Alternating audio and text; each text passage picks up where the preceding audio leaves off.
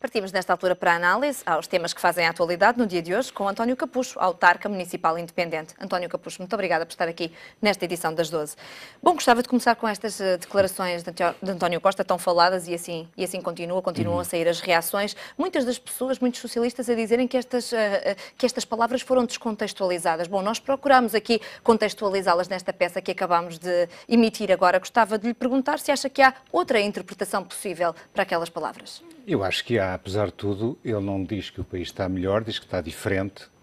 Quando diz que está diferente, eu tenho que reconhecer, honestamente, que está diferente, quis ele dizer, para melhor, nomeadamente para a plateia a quem ele se dirigia, chineses, eventualmente um número significativo de investidores. Vê-se que ele estava numa cerimónia de grande descontração, que não preparou o discurso e não se apercebeu, portanto foi uma gafe, não se apercebeu que podia ser interpretado como uma afirmação contraditória com o discurso dele, que é um pouco de bota abaixo em relação à ação governativa. Então acha que, não sendo preparado, deixou escapar aquilo que não quis? Eu acho que foi isso que aconteceu, pura e simplesmente. E ele tem que ter muito cuidado de futuro neste aspecto e noutros aspectos, porque ele tem, de facto, um desafio muito difícil à frente dele. Ele não pensa que ganha as eleições porque, para as escolhas, perde. Ele, para ganhar as eleições, tem que, na minha opinião, mudar de orientação. Porquê? Porque ele aparece na cena pública portuguesa já há muitos anos e cria uma áurea e uma imagem positiva, merecida, nomeadamente à frente da Câmara de Lisboa.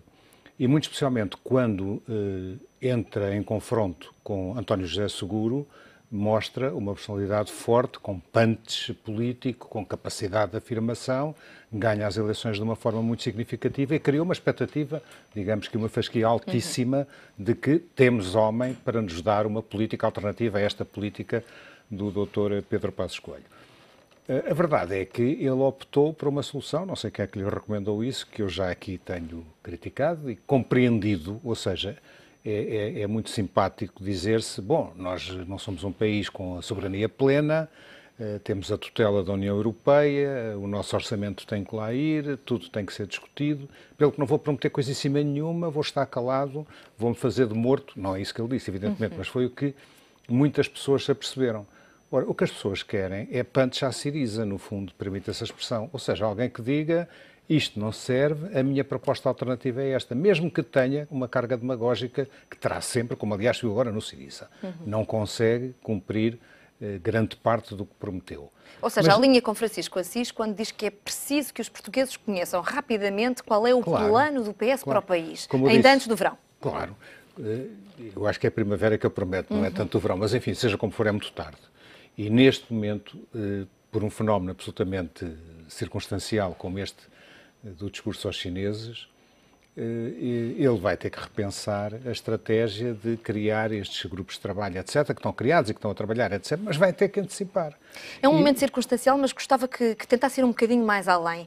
Efetivamente, temos visto nas últimas semanas António Costa discursar sobre várias plateias de estrangeiros, umas vezes defendendo o país, outras nem tanto. Umas vezes a culpa é da Europa, outras vezes a culpa é do governo português, outras vezes o país está diferente, para melhor. Vai adaptando aqui o discurso consoante a plateia. Isto não cria uma certa desconfiança já na figura de António Costa? Eu não acho que haja tanta incoerência como aparentemente pode ser induzido. Não, eu posso especificar. Tem que ver com esta questão da Liga dos Chineses, aqui onde clara. Efetivamente Portugal está diferente. Porque no fundo ele pode perfeitamente dizer que evidentemente que Portugal está diferente para melhor em alguns aspectos, ou seja, ele vai ter muita dificuldade, coisa que eu não tenho, em reconhecer que, graças à atitude absolutamente ao governo, ao desgoverno de Sócrates, no qual ele colaborou, nós apanhámos uma situação que era de bancarrota, uma situação de queda iminente no precipício.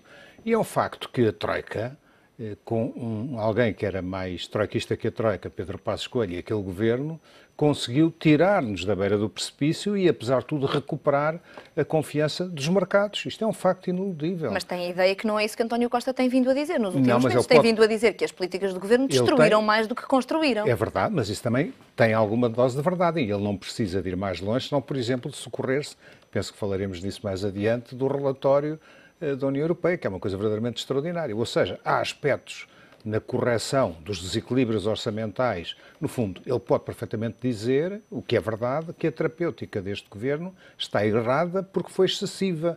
Qualquer que seja a justificação de António Costa, não acha que esta vai ser uma arma de arremesso político nos próximos tempos e não há nada a fazer, não consegue apagar aquilo que disse? Evidentemente que sim. Além do desconforto no PS. O desconforto no PS é tão grande como o desconforto na opinião pública, embora mitigado, salvo uma ou outra expressão mais violenta, por exemplo, do Alfredo Barroso e outros. Mas isso não é muito preocupante para ele, porque, no fundo, o PS, com a aproximação das eleições, tende a unir-se e não a separar-se, embora exigindo, como ontem vimos, aliás, na intervenção do Francisco Assis, exigindo que ele se descosa com medidas, com propostas concretas, porque poderá sempre dizer, bom, o meu caminho é este, e este caminho, evidentemente, que está muito condicionado aos meus parceiros na Europa, mas nós vamos ter uma atitude completamente diferente deste governo. E aí chama a atenção para uma coisa muito interessante, que é o Dr. Durão Barroso, na primeira aula que dá na Universidade Católica, fala num aspecto curioso, que é os pequenos países, designadamente Portugal. Ele não cita Portugal por uma questão de simpatia ou de prudência em relação ao atual governo.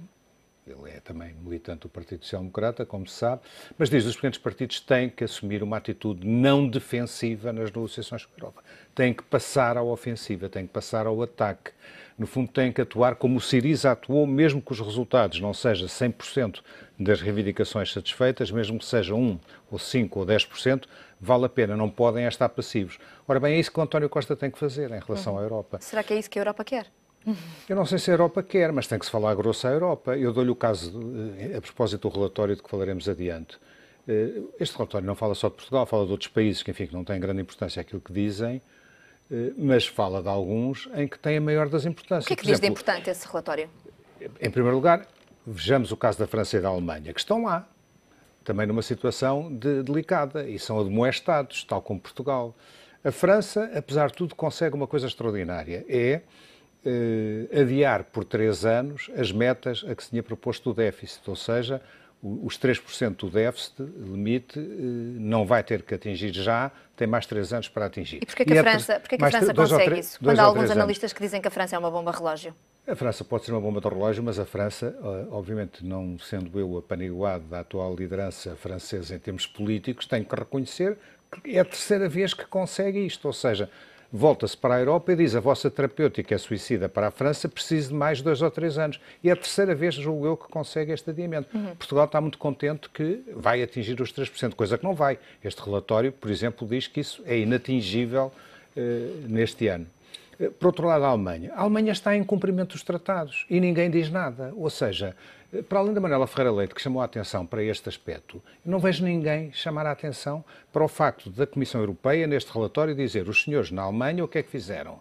Estão, apesar de terem excedentes brutais, estão a travar o investimento, estão a travar o alargamento dos salários e com isso estão a prejudicar gravemente a criação de postos de trabalho e o crescimento económico, que iria ter reflexos muito importantes, ou seja, estão a prejudicar todos os países da Europa. Tratados. Eu ontem falava com alguém sobre isso que me dizia que achava que isso não estava inscrito nos tratados. Uma coisa é o déficit, o excedente não está inscrito em termos de limite. Eu não sei se isso existe ou não. Eu não lhe posso dizer de cor se é nos tratados, se é noutro tipo de documentação. Agora que existe. A Manuela Ferreira Leite, por exemplo, invocou-os e existe essa obrigação, e tanto que existe que a Comissão Europeia se dá ao luxo de legitimamente chamar a atenção e pôr sob vigilância a Alemanha. Prova de que a Alemanha está em cumprimento neste domínio. Em relação a Portugal, lá está. Isto vem dar razão ao António Costa e vem dar razão a uma coisa que eu acho realmente extraordinária. É como é que a entidade que faz parte da Troika, se não é a mais relevante entidade da Troika, é determinante na atuação daquele triunvirato, acaba por reconhecer nas críticas que faz ao nosso país, e isto vem dar razão a António Costa a dizer, bom, nós melhorámos em alguns aspectos, mas aqui falhámos redondamente.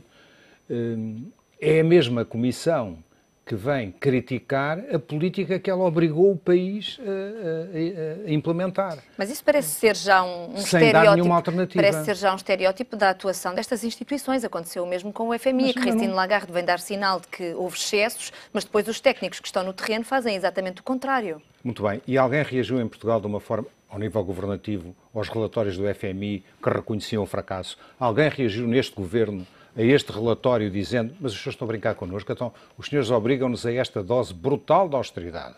E agora vem dizer que isto vem aumentar o fosso entre ricos e pobres e que não fizemos nada aqui e que, enfim, estas coisas estão pior, que não há crescimento económico, que o então desemprego aqui não está a controlado. solução é levantar a voz.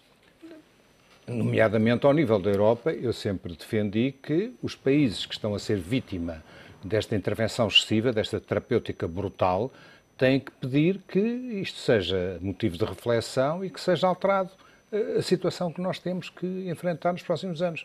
Se ainda por cima me dizem, ouvi agora, que a previsão de crescimento, crescemos 0,9%, uma miséria. Curto. E essa vai ser a média na próxima década? Vai ser a média da próxima década. Quer dizer, quem é que vai pagar a dívida? Já não são os meus netos nem bisnetos, são os 3 netos. Ninguém vai pagar. Isto é uma bomba de relógio. Ainda por cima, sabendo nós que o Japão está numa situação difícil. Bom, que toda a conjuntura na Grécia é muito complicada, eu tenho as maiores dúvidas que aquilo corra bem. Por razões internas, eu pergunto se vamos continuar calmamente a aplicar esta receita, ignorando o que aqueles que o médico, o terapeuta, ou seja, a Comissão Europeia, nomeadamente, diz que esta receita falhou em toda a linha. Porque tem tanta fé em António Costa, acredita legitimamente que se ele assumir efetivamente o cargo de Primeiro-Ministro vai levantar a voz perante a Europa? Porque sabemos que destes últimos discursos também não se tem colado muito ao Syriza. Eu tenho que fazer uma... A minha questão de princípio, por muito revanchista que possa parecer, não é, confesso que não é, mas enfim, as pessoas pensem o que quiserem, é não permitir que este governo continue em funções, ou evitar que este governo continue em funções, ou pelo menos que tenha que partilhar a governação com outrem que modere os ímpetos absolutamente suicidas, que eu considero suicidas para a economia e enfim, para o futuro do país e, olha, dos meus netos.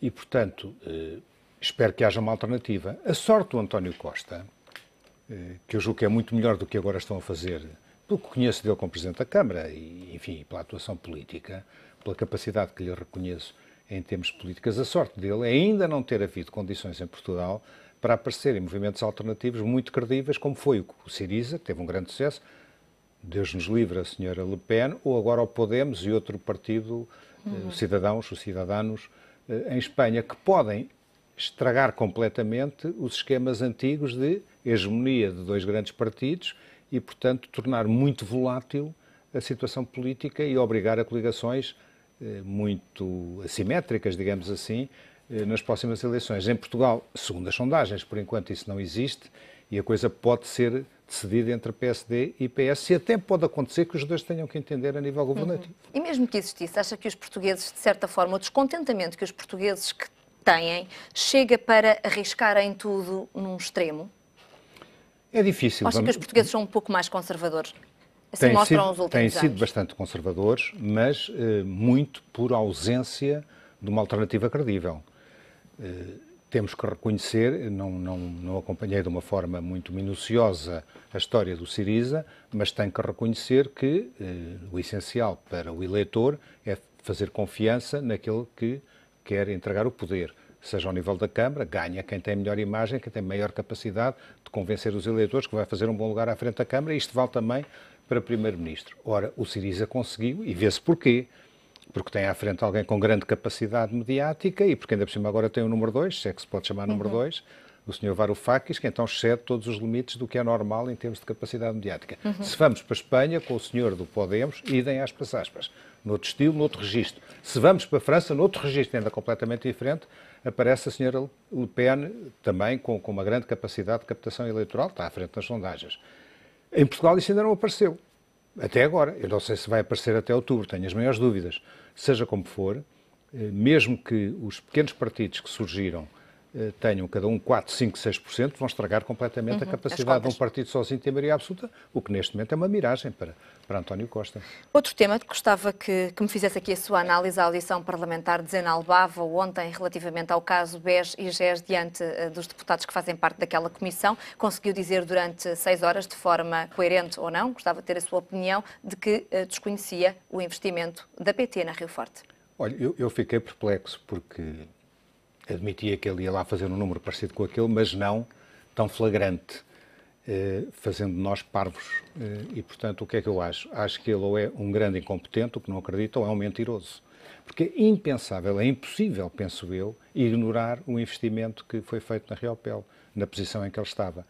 E depois dar só desplante de não ler jornais, que é para explicar porque é que, quando algum senhor deputado lhe pergunta, o senhor não leu um conhecido semanário que toda a gente lê, e que, enfim, a situação era mais do conhecido e evidenciada já há muito tempo, ele tem o desplante de dizer eu não leio jornais.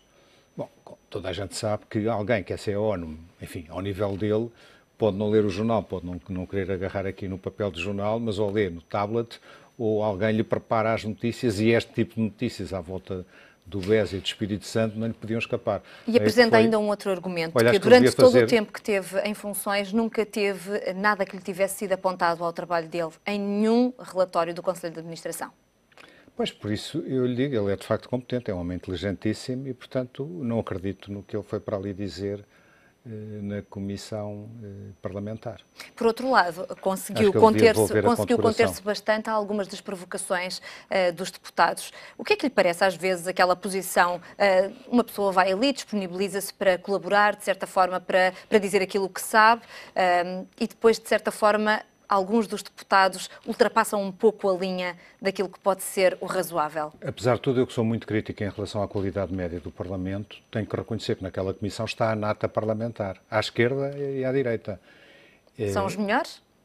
São muito bons, em regra. Não vou agora especificar, desde a pertença deputada do ano, como alguns colegas seus Mariana Mortágua. De facto, ela é exímia e muito interessante nas perguntas que faz e nas intervenções que faz, e muito eficaz. Acha que ela não ultrapassa a linha, tendo em conta que está diante de uma pessoa que se disponibilizou a ir dizer aquilo que sabe?